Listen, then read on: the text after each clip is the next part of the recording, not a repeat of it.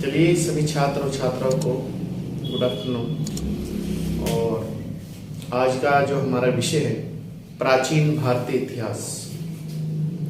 और कल की जो आपको क्लास, आज जो हमारी क्लास है वो क्लास नंबर 3 है। 2 क्लास आपको मिल चुकी होगी प्राचीन भारतीय इतिहास पे। एक तो आपको ऋग्वेद पे पूरी की पूरी क्लास दी थी हम लोगों ने, क्योंकि जो प्राचीन इतिहास के बारे में जो जानकारी मिलती है वो वेदों से हमें क्या क्या मिलती है उसके बारे में पूरा उसमें वर्णन किया गया है, हमने बताया है क्या नहीं है। और इसी तरीके से हमें सामवेद, यजुर्वेद और अथर्ववेद, ये आपको 9 फरवरी को दूसरी क्लास हुई थी हमारी, उसमें आपको पूरी की पूरी जानकारी दी गई है कि इसमें हमें प्राचीन भारतीय इतिहास की जानकारी कैसे कैसे प्राप्त होती है। इसी तरीके से आज का जो हमारा टॉपिक है, प्राचीन भारतीय वेदों के बाद जो इतिहास की जानकारी मिलती है वो मिलती है आपकी संहिता से प्रमुख जानकारी मिलती है।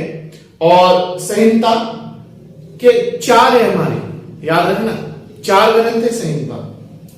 जैसे आपका स्रोत ये 4 ग्रंथ है, और जैसे आपका ब्राह्मण ग्रंथ है, उपनिषद है, अरण्यक है, इनसे जानकारी मिलती है। और इसके बाद जो जानकारी मिलती है वो वेदांग और पुराणों से मिलती है। हमारे वेदांगों की संख्या कितनी है और पुराणों की संख्या कितनी है, ठीक है। तो ये आज का जो पूरी क्लास का सेशन है हमारा, वो आपका ब्राह्मण ग्रंथ से प्राचीन भारतीय इतिहास की जानकारी क्या मिलती है, अरण्यक से क्या मिलती है, उपनिषद से क्या मिलती है, वेदांग कितने हैं, पुराण कितने हैं, ये पूरा आज की जो क्लास है हमारी क्लास नंबर 3, ये आपको सब इसमें मिलने वाला है। तो आप चलिए अपनी क्लास को आगे बढ़ाते हैं। और उम्मीद है कि जो बच्चे हमारे साथ लाइव जुड़ चुके हैं और जो ऑफलाइन बैठे हुए हैं हमारी क्लास में, और जो हमारी क्लासों को बाद में अटेंड करेंगे हमारे यूट्यूब के माध्यम से, उन सब लोगों का हमारी क्लास में स्वागत है। तो इसी चीज को अपने आगे बढ़ाते हुए, और हमें उम्मीद है आप पूरी मेहनत और लगन के साथ अपनी आगामी एग्जामों की तैयारी कर रहे होंगे, और आपके एग्जामों में ये हमारी क्लास किसी भी सब्जेक्ट की क्लास हो, और हमारा BNIS कैंपस आपकी सेवा में तत्पर है। चलिए आगे बढ़ाते हैं अपनी क्लास को। देखिए प्राचीन भारतीय इतिहास की जानकारी संहिता के बाद प्रमुख स्रोत ये तीनों ग्रंथ हैं, ये तीनों का मतलब ब्राह्मण ग्रंथ, अरण्यक और उपनिषद। क्लियर है यहां तक के पॉइंट। इसके बाद ब्राह्मण ग्रंथ वैदिक संहिताओं की व्याख्या करने के लिए गद्य में लिखे गए हैं। अगर आपसे क्वेश्चन आ जाए कि जो ब्राह्मण ग्रंथ है वो क्या है, क्यों लिखे गए हैं, तो आप याद रखना वैदिक संहिताओं की व्याख्या करने के लिए। जो हमारे वेद थे, ऋग्वेद, सामवेद, यजुर्वेद, अथर्ववेद, क्योंकि वो प्राचीन काल में संस्कृत भाषा में लिखे गए थे, तो उन्हें ट्रांसलेशन के लिए, आम भाषा में समझने के लिए, तो आपकी फिर इनकी रचना की गई ब्राह्मण ग्रंथ, अरण्यक, उपनिषद। ट्रांसलेटर रूप कह रहे, ट्रांसलेट है आपका। तो याद रखना ब्राह्मण ग्रंथ वैदिक संहिताओं की व्याख्या करने के लिए गद्य में लिखे गए थे। आप याद रखना गद्य में लिखे गए थे। नेक्स्ट है, प्रत्येक संहिता के लिए अलग अलग ग्रंथ हैं। देखिए जैसे आपका वेद और ब्राह्मण ग्रंथ क्या है, ऋग्वेद का जो ब्राह्मण ग्रंथ है वो है आपका ऐत्रेय और कौशिकी। अभी हम पढ़ेंगे इनसे क्या जानकारी मिलती है ऐत्रेय कौशिकी से। यजुर्वेद का जो ब्राह्मण ग्रंथ है वो है आपका तैत्तिरीय व शतपथ। इसी तरीके से सामवेद का जो ब्राह्मण ग्रंथ है पंचविश। तो सामवेद का जो ब्राह्मण ग्रंथ है वह है हमारा पंचविश। अथर्ववेद का जो ब्राह्मण ग्रंथ है वह है आपका गोपथ। तो एक क्वेश्चन यहां से आता है एग्जाम में, क्या तो इनके मैचिंग के लिए दे देगा, या फिर सिंपल पूछ लेगा आपसे कि किस वेद का ब्राह्मण ग्रंथ क्या है, या कौन सा है कौन सा नहीं है। तो आप इस चीज को बेहतर प्रकार से पढ़ें। उसके बाद नोट में इन ब्राह्मण ग्रंथों से हमें बिंबसार के पूर्व की घटनाओं का उल्लेख मिलता है। जो हमारा बिंबसार था राजा, उससे पहले जितनी भी घटनाओं का वर्णन किया गया है वो इन ब्राह्मण ग्रंथों में किया गया है। क्लियर है यहां तक के पॉइंट। इसके बाद नोट नंबर 2 है, ऐत्रेय ब्राह्मण ग्रंथ से हमें राज्याभिषेक के नियम, मतलब जब राजा गद्दी पे बैठता था उसे कहते हैं राज्याभिषेक, तो उस समय क्या रूल रेगुलेशन होते थे, क्या योग्यता होती थी, क्या कौन लोग कराते थे, कैसे होता था, ये सब मंत्रोच्चारण का इसमें उल्लेख किया गया है ऐत्रेय ब्राह्मण ग्रंथ में। आप याद रखना, ऐत्रेय ब्राह्मण ग्रंथ में हमें किस चीज की जानकारी मिलती है, जब राजा गद्दी पे बैठता था उसके नियम रूल रेगुलेशन की हमें जानकारी मिलती है। ये लिखा हुआ राज्याभिषेक के नियम और प्राचीन राजाओं के नाम। क्लियर है यहां तक के पॉइंट? देखिए शतपथ ब्राह्मण ग्रंथ में इन राजाओं को उल्लेख किया गया है, मतलब इन क्षेत्रों के राजा, जैसे गांधार के राजा थे, उन क्या थे, कैसे था, क्या नहीं था, पांचाल के राजा, कुरु के राजा, कौशल, विदेह, केके, शल्य, इन राजाओं का उल्लेख किया गया है। ये लगभग 7 राजा है प्राचीन काल के, इन राजाओं का उल्लेख जो हुआ है शतपथ ब्राह्मण ग्रंथ में। क्लियर है पॉइंट? इसके बाद नोट में डलवाया हूं मैंने एक पॉइंट, वैदिक साहित्य में प्रथम स्थान ऋग्वेद का आता है और जबकि दूसरा जो स्थान आता है, आप याद रखना, शतपथ ब्राह्मण ग्रंथ का आता है। पहला जो आपका स्थान है वो ऋग्वेद का है और दूसरा जो स्थान है आपका वो है आपका शतपथ ब्राह्मण ग्रंथ का।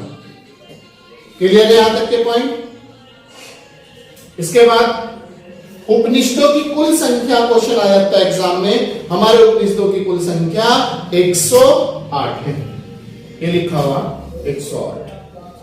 अब 108 में आपको मैं बता दूं, ये कई बार एग्जाम में आ चुका है, यूपीएससी में भी आया और भी अदर एग्जाम में आया, SSC, bank, railway, net, CTET वगैरह में, सब में एग्जाम में आया है कि मूल उपनिषदों की संख्या कितनी है।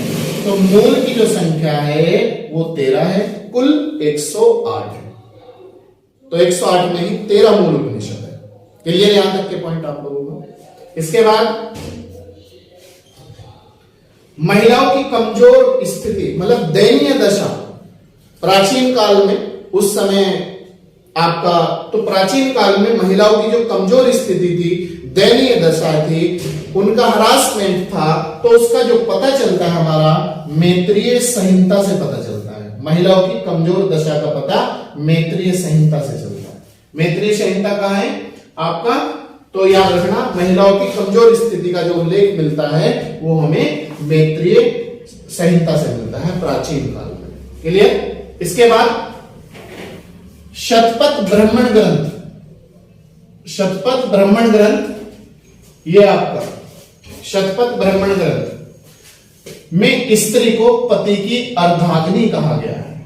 तो याद रखना, स्त्री को या महिला को पति की अर्धाग्नि किस ब्राह्मण ग्रंथ में कहा गया है? तो आप याद रखना, शतपथ ब्राह्मण ग्रंथ में स्त्री को महिला की पुरुष की अर्धाग्नि कहा गया है, शतपथ ब्राह्मण ग्रंथ। तो इस चीज से भी पता चलता है।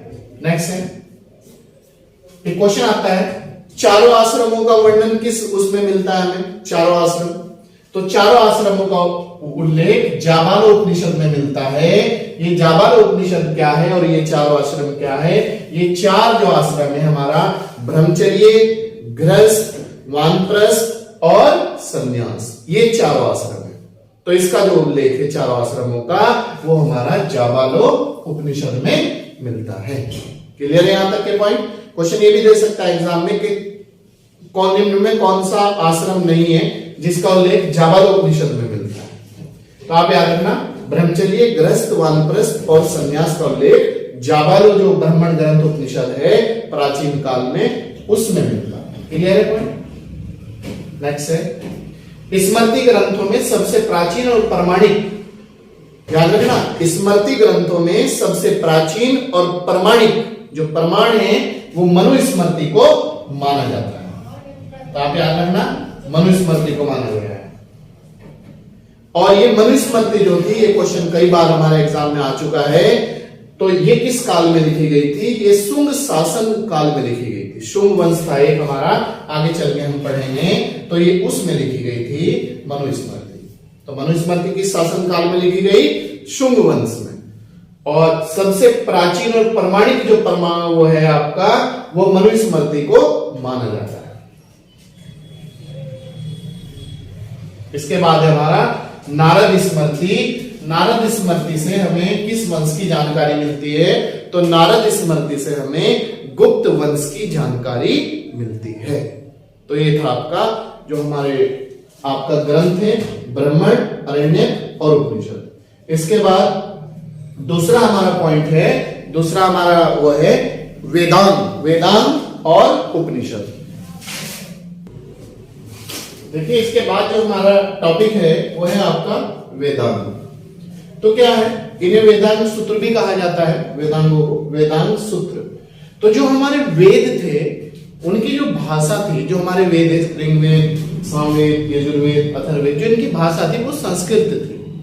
तो उसी चीज को ट्रांसलेट करने के लिए हमारे जो ऋषि मुनि थे जो उस समय प्राचीन भारत में, तो उन्होंने वेदांगों की रचना की थी। तो याद रखना, वेदों को समझने के लिए वेदांगों की रचना की गई है। जिस तरह किसी भी चीज का दूसरा ट्रांसलेट रूप, जिस तरह हिंदी का अरबी में, अरबी का हिंदी में, इंग्लिश का हिंदी में, तो इस तरीके से ही वेदांगों की रचना की गई। तो वेदांगों की जो संख्या है वो है कुल 6 संख्या, ठीक है, क्योंकि वेदों की भाषा संस्कृत थी। और ये 6 वेदांग कौन कौन से? देखो ये 6 वेदांग है शिक्षा, कल्प, व्याकरण, निरुक्त, छंद, ज्योतिष। तो याद रखना, वेदांगों की संख्या भी पूछता है कितनी है, वेदांगों की रचना क्यों की गई? तो वेदों की भाषा को समझने के लिए, और क्योंकि जो वेद थे उनकी जो भाषा थी वो संस्कृत थी। वेदांगों की कुल संख्या 6 है। कौन कौन से? शिक्षा, कल्प, निरुक्त, व्याकरण, छंद, ज्योतिष। क्लियर है यहां तक के पॉइंट?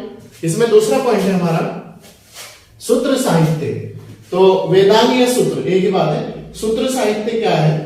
इसमें स्रोत, ग्रह, धर्मसूत्र, विधि विधान, कर्मकांड, राजनीतिक विधि और व्यवहार से संबंधित प्रमुख बातों का उल्लेख किया गया है इसमें सूत्र साहित्य में। क्वेश्चन दे देगा सूत्र साहित्य में किस बात का उल्लेख हुआ है और किस बात का नहीं। तो आप याद रखना, स्रोत, ग्रह, धर्मसूत्र, विधि विधान, कर्मकांड, राजनीति, विधि, व्यवहार से संबंधित प्रमुख बातें, तो इसमें ही उल्लेख किया गया है। दूसरा पॉइंट इसमें सूत्र साहित्य से क्वेश्चन बन सकता है एग्जाम में, गौतम धर्म सूत्र। ये जो गौतम धर्म सूत्र है ये सबसे प्राचीन है। याद रखना, गौतम धर्म जो सूत्र है सूत्र साहित्य में सबसे प्राचीन माना गया है, सबसे प्राचीन गौतम धर्म सूत्र। और दूसरा गौतम बोधायन जो सूत्र है, और तीसरा आपस्तंभ है, और चौथा वशिष्ठ है। तो ये आपकी जो जानकारी थी वो आपका वेदांगों से थी और सूत्र से थी। तो उसके बाद हमारा जो टॉपिक है वो है आपका पुराण। देखिए इसके बाद ही जो हमारी टॉपिक बचता है क्लास का वो है पुराण। तो ये आज हमने 5 टॉपिक क्लास नंबर 3 में पूरे किए हैं, ब्राह्मण, अरण्यक, उपनिषद, वेदांग और पुराण। देखिए पुराण क्या है? पुराण भारतीय ऐतिहासिक कथाओं का विवरण मिलता है इसमें। जो भारतीय इतिहास में जो कथाएं थी उनका प्रमाण मिलता है इसमें। आप याद रखना, पुराण क्या है? भारतीय ऐतिहासिक कथाओं का प्रमाण या उल्लेख किसमें मिलता है? पुराण। दूसरा, पुराणों की रचना किसने की थी? अगर ये क्वेश्चन आ जाए तो पुराणों की जो रचना की थी एक लोमहर्ष ऋषि थे और एक उनके पुत्र थे उग्र शर्वा। तो पिता और पुत्र लोमहर्ष ऋषि, उनके पुत्र उग्र शर्वा, इन दोनों ने मिलकर पुराणों की रचना की। दूसरा पॉइंट है पुराणों की कुल संख्या कितनी है? तो पुराणों की जो कुल संख्या है वो है 18। लेकिन 18 पुराणों में जो कुछ प्रमुख है, जैसे आपका विष्णु पुराण, मत्स्य पुराण, वायु पुराण और आपका भागवत पुराण, ब्राह्मण पुराण, तो लगभग ये 5 ज्यादा इंपॉर्टेंट है। बाकी तो सारे ही 18 पुराण है, लेकिन ये ज्यादातर एग्जाम में रहते ही रहते हैं कहीं ना कहीं। इसके बाद पुराणों की जो पाठ होता था वो पुजारी लोग करते थे मंदिर के अंदर। पुराणों का जो पाठ होता था, जो इन्हें पढ़ के सुनाया जाता था, वो आपका मंदिर के अंदर जो पुजारी होते हैं, पंडित जी होते हैं, उनके द्वारा किया जाता था पुराणों का पाठ। अब जो पुराणों का जो पाठ होता था आप प्राचीन काल में, तो जो वेद थे, वेदों को जो पढ़ने का अधिकार था वो सिर्फ पुरुष अधिकार नहीं था ले लो, था तो बहुत को लेकिन नहीं था ले लो, उसमें महिला और शूद्र ये दो लोग थे, ये वेद नहीं पढ़ सकते थे, लेकिन इन्हें भी पुराण सुनने का अधिकार था। ये मैं लिखवा दूंगा आपको, महिला तथा शूद्रों को वेद पढ़ने की अनुमति नहीं थी, लेकिन ये दोनों वेद सुन सकते थे। मतलब जब मंदिर में पुजारी पंडित जी वेदों का पाठ कर रहे हो तो ये वेद सुन सकते थे। क्लियर है पॉइंट? लेकिन इन्हें क्या था, वेद पढ़ने की अनुमति नहीं थी, अनुमति पढ़ने की नहीं थी, सुनने की थी। क्लियर है पॉइंट? इसके बाद सबसे प्राचीन और प्रमाणिक जो पुराण है, क्वेश्चन आता है एग्जाम में, किसे माना जाता है? तो आप याद रखना मत्स्य पुराण को। सबसे प्राचीन और प्रमाणिक जो पुराण है हमारा वो है आपका मत्स्य पुराण। कौन सा है सबसे प्राचीन और प्रमाणिक पुराण? मत्स्य पुराण। क्लियर है यहां तक के पॉइंट? अब इसके बाद हमारा कुछ क्वेश्चन आता है एग्जाम में, आता है कि पुराण से किस वंश की जानकारी मिलती है? तो आप देखना, वायु पुराण से हमें गुप्त वंश की जानकारी मिलती है। गुप्त काल में क्या रहा, कौन कौन राजा रहा, शासन प्रशासन, वहां की आयात निर्यात, तो ये सब चीजों की, वहां के सिक्के, वहां उसे स्वर्णकाल वगैरह क्यों कहा जाए, ये सब जानकारी हमें वायु पुराण से मिलती है। दूसरा है मत्स्य पुराण। मत्स्य पुराण से हमें दक्षिण भारत के एक सातवाहन वंश था जिसकी स्थापना सातवाहन वंश की सिमुक और सिंधुक के द्वारा की गई थी, उसके बारे में हमें मत्स्य पुराण से जानकारी मिलती है। इसके बाद है विष्णु पुराण। विष्णु पुराण से हमें मौर्य वंश की जानकारी मिलती है, बिंबसार, अशोक वगैरह और उनके पुत्र, उनका शासन प्रशासन, तो पूरा मौर्य वंश की जो जानकारी मिलती है, क्वेश्चन आता है किस पुराण से मिलती है? तो आप याद रखना विष्णु पुराण से। नेक्स्ट है, और ये भी पुराण थे, इनकी जो श्लोकों की रचना की गई है वो संस्कृत भाषा में की गई है। तो आप याद रखना पुराणों की जो श्लोकों की रचना हुई थी वो संस्कृत भाषा में हुई थी, संस्कृत भाषा, ये लिखा होगा। दूसरा, अग्नि पुराण से हमें किस चीज की जानकारी मिलती है? अग्नि पुराण ये रहा, सामाजिक सांस्कृतिक उल्लेख मिलता है इसी में। अग्नि पुराण में सामाजिक और सांस्कृतिक जो उल्लेख है उस समय का प्राचीन काल का वो मिलता है, और इसी में कृषि और राजतंत्र का उल्लेख भी मिलता है। किसमें? अग्नि पुराण में हमें एक सामाजिक और सांस्कृतिक जानकारी मिलती है। दूसरा, प्राचीन काल में कौन सी खेती होती थी, कैसे होती थी, कहां होती थी, कहां नहीं होती थी, इसकी जानकारी मिलती है। तीसरा, राजतंत्र का उल्लेख भी इसी पुराण में हमें मिलता है, अग्नि पुराण। तो ये थी हमारी आज की जो क्लास थी, वो आपको 5 टॉपिक कवर कराए गए हैं। तो अगर कोई भी आपको संशय इस क्लास को लेने के बाद भी रहता है तो आप कमेंट बॉक्स में हमें कमेंट करके बताएं कि सर ये समझ में नहीं आया, या जो भी है आपको हमारी क्लास कैसी लगी ये भी आप बताएं, और हम क्या और आपके लिए बेहतर कर सकते हैं ये भी आप हमें बताएं। तो हम आपके लिए और हमारी पूरी टीम और हमारा विनय इस कैंपस रुड़की पूरी रात दिन मिलकर आपके साथ मेहनत कर रहा है और आपको सफलता दिलाने की भरपूर हम प्रयास कर रहे हैं। तो देखिए, जो कल हमारे उत्तराखंड में एक प्रवक्ता का एग्जाम हुआ था लेक्चरर का 572 पोस्ट के लिए, तो उसमें हमारे संस्थान से 7 बच्चों का सिलेक्शन हुआ है। तो उन सब बच्चों को हार्दिक शुभकामनाएं, वो अगर हमारे YouTube चैनल से जुड़ रहे हो कंटिन्यूटी के साथ, और आगे अग्रिम बधाई उन्हें अग्रिम कार्य के लिए, वो बेहतर काम करे आगे के लिए। तो आप लोग भी हमारे साथ मिलकर काम करिए, चाहे वो आप हमारी ऑफलाइन क्लास ज्वाइन करिए, ऑफलाइन क्लास भी हमारे यहाँ कंटिन्यू चल रही है, और चाहे ऑनलाइन क्लास ज्वाइन करिएगा। तो आप सब लोगों को आने वाली जो आगामी एग्जाम है उसके लिए एक बार फिर से हार्दिक शुभकामनाएं। चलिए मिलते हैं नेक्स्ट क्लास में और नेक्स्ट एनर्जी के साथ, नए दिन के साथ, नए टॉपिक के साथ। तब तक आप हमें इजाजत दीजिएगा। तब तक थैंक यू।